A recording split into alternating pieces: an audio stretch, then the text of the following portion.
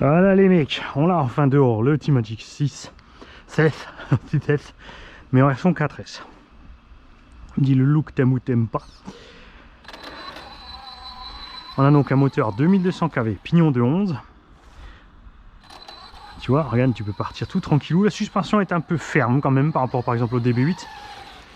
Et là encore, j'ai rajouté une cale par côté à l'avant de 5 mm sur la suspette par rapport à l'origine. Et on a mis une grosse cale de 8 mm à l'arrière par suspension pour être assez haut du sol. Il arrive d'origine réglé assez bas quand même. Hein. Mais je pensais que la suspension comme ça en statique était un peu ferme. Mais regarde, tu vois, ça bosse bien quand même. Hein. Je me suis dit là, il va sautiller, mais non. Ce qui bouge un peu, c'est la carreau. Hein. Il suffit de la caler un peu autrement.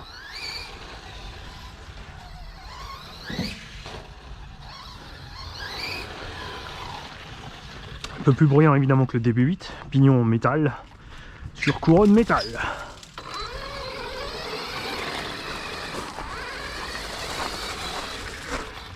Alors sorti du carton, je n'ai rien réglé du tout. L'angle de braquage évidemment c'est un peu moins que le DB8. On s'en verra que l'autre corne de cerveau parce que normalement je pense que point de vue braquage, on n'est pas sur les butées encore. Tire un petit peu à gauche. Ah, franchement 4S, la vache, je sais pas ce qu'ils ont prévu en 6, mais de Dieu.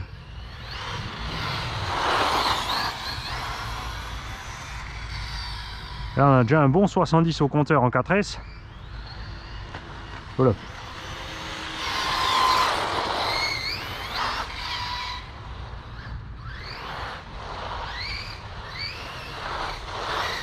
Bon, ça va. Agréable à conduire.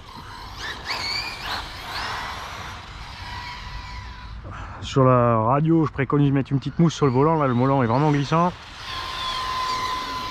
Bah oui, bien sûr que je fais mumuse.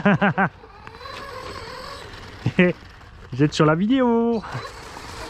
On te verra sur YouTube.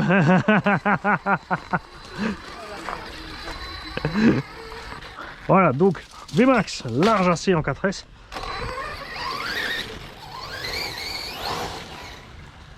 Alors, vraiment pas besoin du 6. Hein.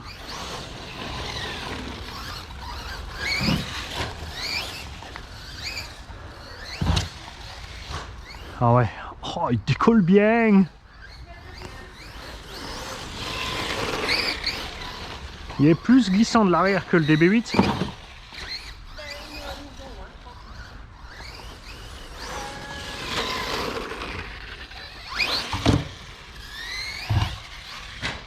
Assiette de vol tranquille.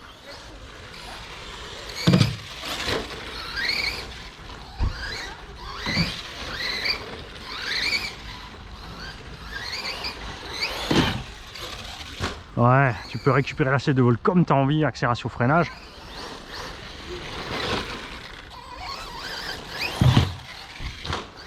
On sent pas son poids en fait, ça va bien.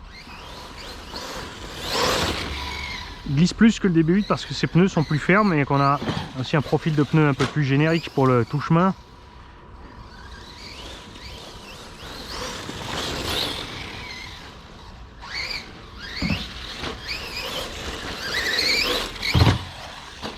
Pareil, hein, comme c'est un entraxe long, on sent pas le... Comme j'ai dit, le diff central est assez détendu et l'arrière totalement. Mais ça se passe bien. Mais je vais quand même, on ouvrira quand même ensemble le diff arrière, voir ce qui se passe dedans. S'il y a de l'huile ou juste de la graisse, ou ce qui se passe, parce qu'il est vraiment sorti de la boîte super méga libre.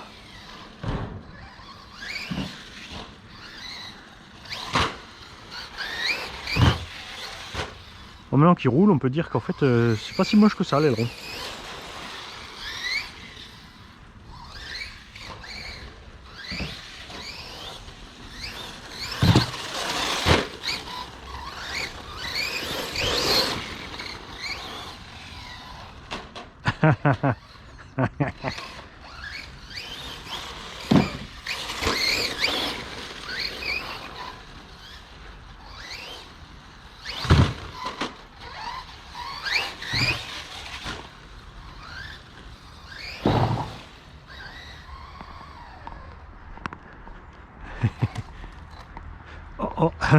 Oh oh.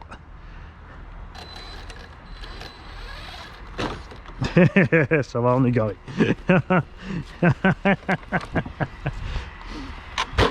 Alors les LED en haut sont vraiment faibles par contre, hein. En 5 volts là, c'est un peu juste. Il n'y a aussi pas de catadioptre chromé, donc ça fait aussi... ça leur bouffe un peu de capacité d'éclairage, c'est sûr.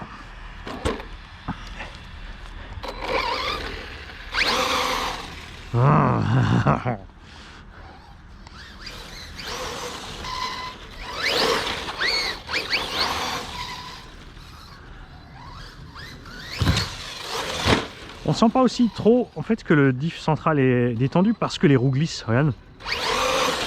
Les roues glissent très vite. Donc la puissance n'a pas le temps de s'évaporer devant. On glisse des 4 fers en fait.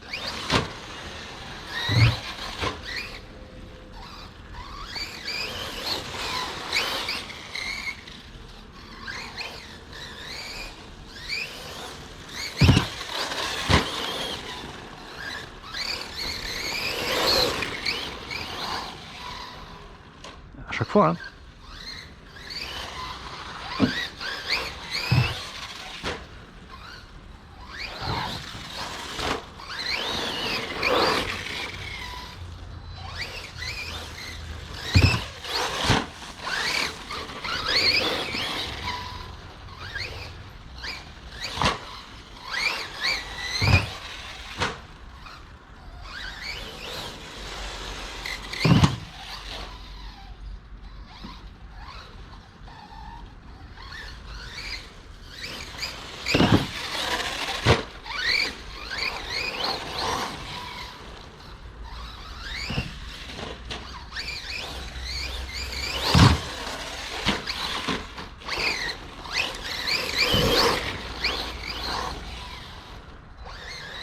Alors ce que je vous conseille de faire ce type d'engin sur la suspension avant, on est encore à l'ancienne, c'est-à-dire on a une vis par en haut et par en bas dans le porte-fusée. Donc pensez bien à les contrôler après le run. Même un petit coup avant, n'hésitez pas à remettre de la loctite si vous sentez que c'est pas serré ou n'importe. J'ai 2-3 abonnés qui ont eu le souci justement avec cette vis qui s'est desserrée. Comme ce qu'on avait eu sur le Kyosho Inferno, souvenez-vous. MP7 RTR là ou je sais pas quoi, basé sur le Inferno VE. C'est pour ça que beaucoup de constructeurs sont passés sur des clous qui ont tout simplement une gorge qui est verrouillée par un BTR sur le côté pour ne pas que ça se desserre. Après c'est vrai que si tu montes et que tu as bien dégraissé, que tu as bien mis la loctite, tu t'es pris le temps de laisser sécher la loctite, ouais, faut freiner un peu plus fort là-bas, et ben ça pose pas problème. Mais si ça se dessert en roulant sur une fusée alu 70-75, tu vas arracher le filetage, tu vas peut-être pouvoir le récupérer sur de la fonte d'alu comme ça ici. Souvent tu peux carrément aller briser le porte-fusée.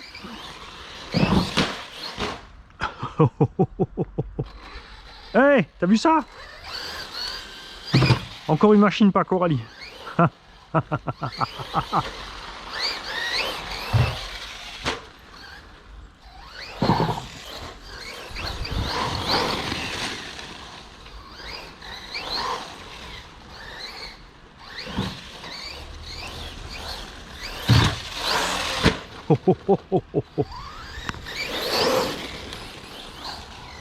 Là un petit coup brutal, t'as vu? Hop.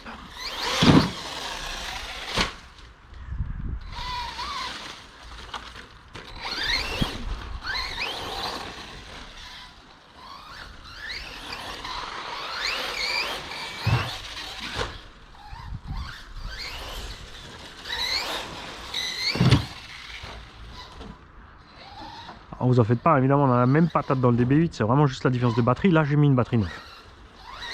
J'ai une Bashing 4S 5000 50C neuve que j'aime parce qu'elles sont légères, 400 grammes la batterie. En 6S on sera quand même 250 à 300 grammes plus lourd, c'est sûr.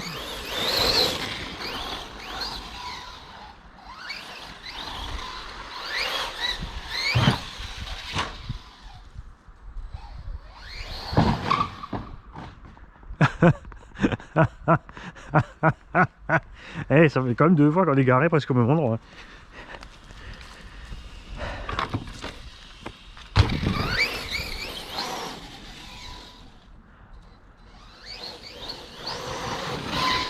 Très sain, très maniable quand même. Hein. Ça, c'est vrai que sur le boulon, la direction paraissait un peu limite, mais en fait, non.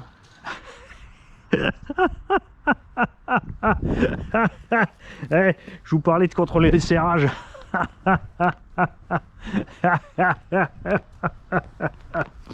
Oh, comme d'hab, hein, si vous voyez l'écrou, ceux qui ont mon numéro, vous m'envoyez SMS. D'ici une semaine ou deux, je regarderai mon téléphone et, et on verra ce qui se passe. Hein, rien de grave, on a perdu l'écrou, tu vois, ils mettent pas de Loctite chez Team Magic. L'hexagone arrière, fort heureusement, ça c'est le truc moche, hein, c'est sûr, c'est neuf, ça t'arrive direct ça. T'es pas content. Alors je vais aller remettre un écrou et on va continuer l'essai si j'ai le temps. Selon l'heure qu'il est, j'aurai pas le temps de continuer. Donc dans le pire des cas, je vous dis eh ben, bonne fin de journée et au prochain essai. Hop, on est reparti. J'ai pris la mauvaise radio les mecs. Ce coup-ci ça y est, on est reparti. Donc on était à parler de maniabilité. Tu vois, il accélère propre sur la ligne droite.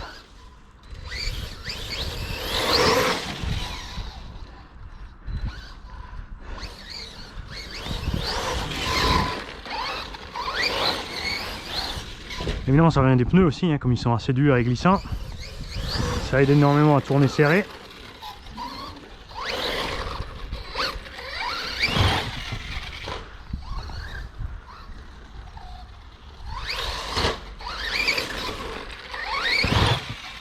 Tu vois, ça c'est le genre d'atterrissage, il fait moins mal quand tu tapes un train après l'autre que les 4 fers à plat.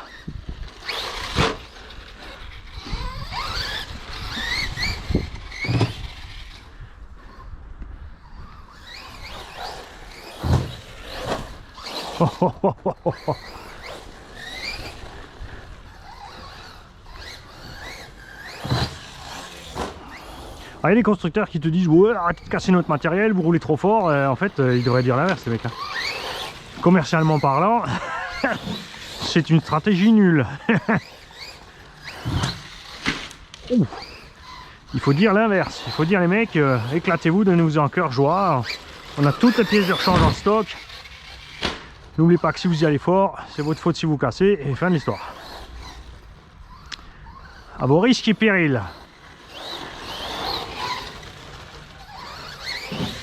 Comme les 200 000 interdictions de baignade qu'on a en France dans les trous de carrière et les fleuves, au lieu d'écrire un baignade interdite, il faut écrire baignade à vos risques et périls. T'es pas couvert par la sécu si tu coules, tant pis pour toi, et fin de l'histoire.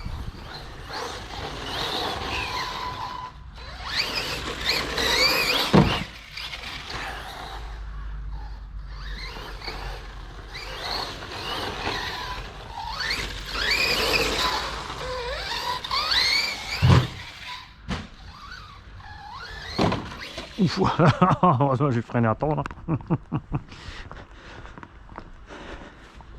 Alors tu vois, ça c'est l'effet aussi du petit pignon. Hein. Le moteur monte très vite dans les tours, le 2200 là. Et on a vraiment la brutalité de conduite, c'est un monster truck. Tu vois, il arrache très vite. C'est quasiment instantané.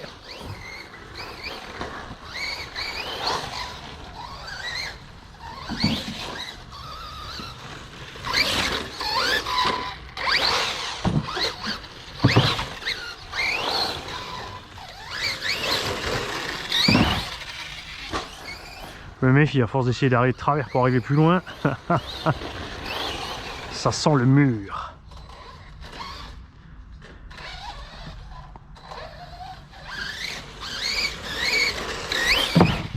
Donc je répète, ceux qui ont envie d'avoir ce genre d'engin avec des grosses roues, méfiez-vous à cause de l'étagement de transmission. Hein. Tu vois, avec les roues d'origine, on a déjà un tout petit pignon de 10 ou 11, donc le plus petit possible, à cause du gros étagement à l'intérieur des diffs.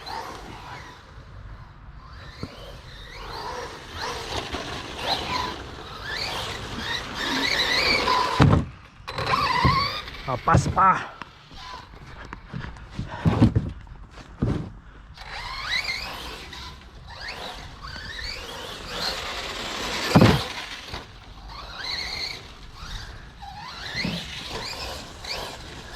Moi je dis que c'est une discipline à développer, puisque dans les clubs tu as droit au buggy 1.8, tu as droit au truggy 1.8. Alors desert buggy et short course 1.8, moi je dis que ça devrait pouvoir rouler ensemble aussi.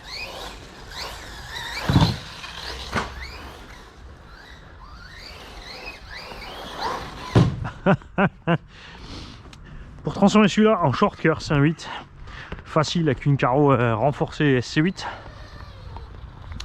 Évidemment les pare-chocs sont courts, sont en dessous, donc là il faudra fabriquer un petit quelque chose pour être plus long sur les pare-chocs, pour avoir un vrai look agressif de SC8.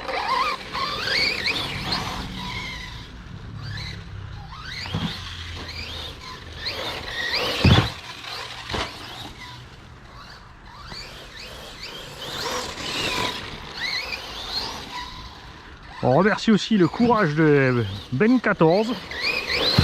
C'est sa machine qu'on est en train d'envoyer valnaguer. Ce qu'il m'a quand même dit, et tu vas pas me la rouler qu'en 4. Hein. Tu vas lui donner un petit peu. Je veux l'avoir en 6.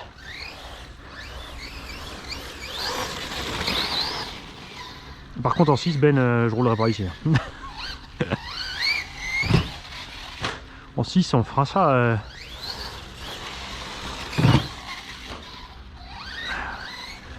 à l'écluse.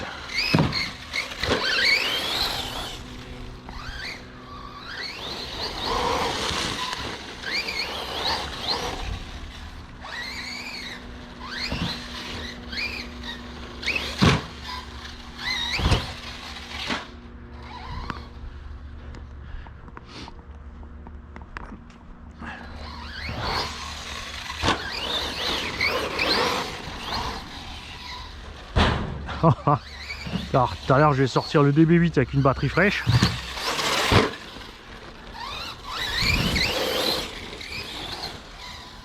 Donc oui, ceux qui veulent mettre des grosses roues, vous avez qu'une seule solution, c'est mettre un moteur avec moins de kV. Hein.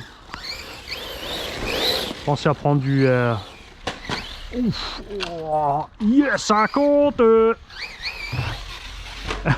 Pensez à prendre du genre 1500-1700 kV. Bon, 1500 en France ça va être dur à trouver, mais Baseline il fait le 1700. Obitech qui rebadge le même moteur, donc le Taurus je ne sais pas s'ils font le 1700 aussi. En 42 74. Ça compte toujours. Et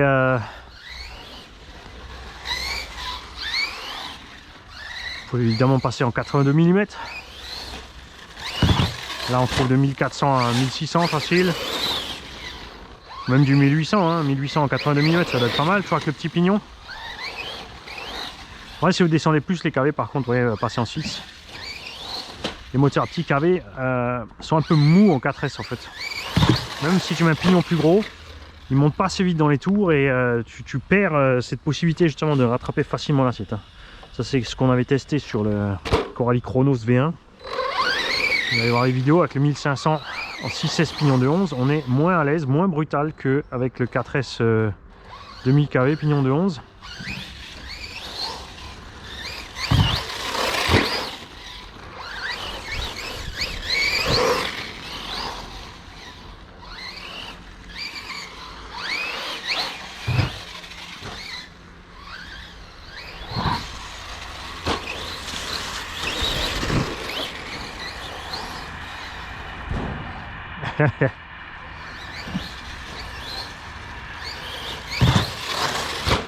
Je suis bien amusé avec le Stampede avant, hein, de motrice, mais c'est clair que c'est quand même nul.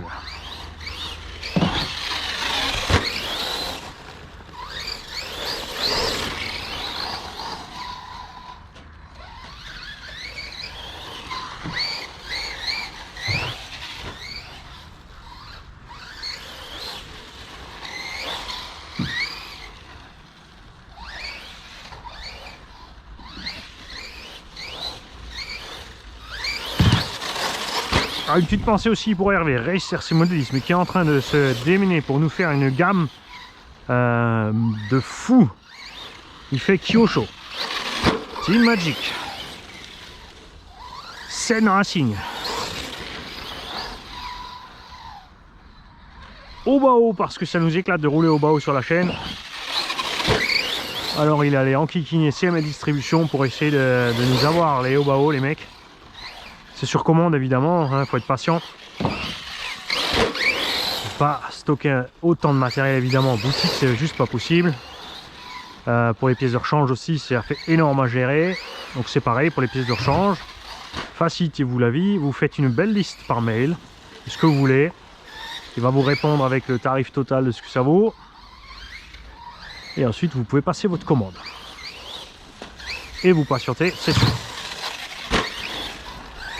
Mais il lâche pas l'affaire. Hein. Il lâche pas l'affaire quand un fournisseur traîne, je peux vous le dire. Là, il y a Mondial Relais qui ont senti les dents de Hervé dans le popotin.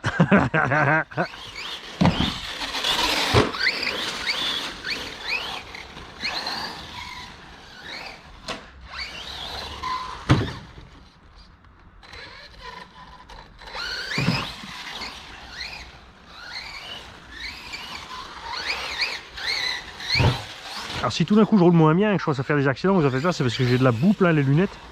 Je me suis catapulté une grosse motte dans la tronche. Oh, ça c'est quand on part trop. Je vais en profiter pour nettoyer mes hublots. Eh quoi, faut tester. Si on fait jamais de frontal, comment on veut dire que le pare-choc est solide? Hein? C'est quoi cette histoire? RAS, il a rien, l'angle, regarde-moi l'angle que ce pare-choc quand même, c'est vachement raide. C'est dommage hein, qu'on n'ait pas des skids sous châssis. Ah ça y est, en plus on est en coupure.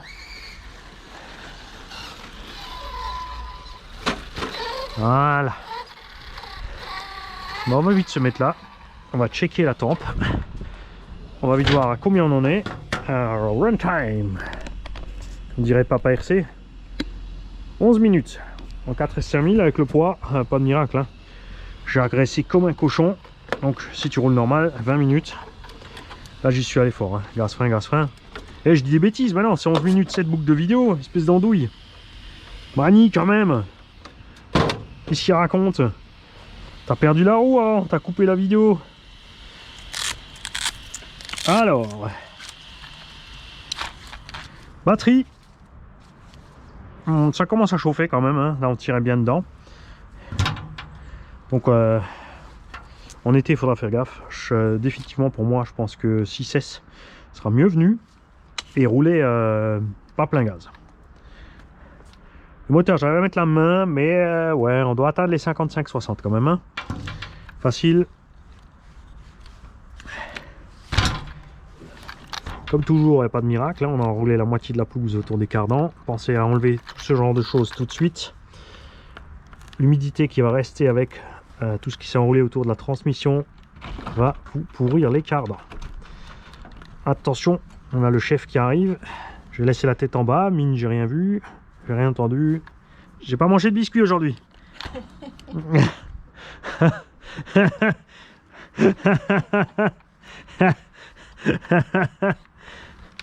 Les boblons ça pousse dans les jardins, mais il faut avoir la bonne petite voiture pour l'attraper. C'est ça. C'est pour ça que Gigi a mis toutes les chances de son côté. Elle a rempli une cave de petites voitures et elle a attendu qu'un boblon se attrape dedans. Bon les mecs, moi je suis super content. On fera encore un essai en 6 et après c'est à Ben de décider si on fait plus d'essais ou pas. C'est sa voiture à lui, on va pas lui massacrer la caisse. On va jeter un coup d'œil en dessous quand même, on a fait quelques impacts assez violents avec la caillasse. On a raflé un peu là, donc le traitement du châssis est bon. C'est clair. Rien à bouger, on n'a pas perdu de moyeu comme sur le Coralie, donc Mani il est content. Voilà, la cage, est-ce qu'il a cassé la cage l'animal? Il a fait quelques gamelles avant, non. Poste de pilotage resté intact, tout va bien. Voilà, pas oublier d'éteindre la radio, sinon il y a la pupille quand tu vas aller rouler. Le diagnostic est valide. Ouais. Bonne journée les mecs, éclatez-vous bien et à bientôt.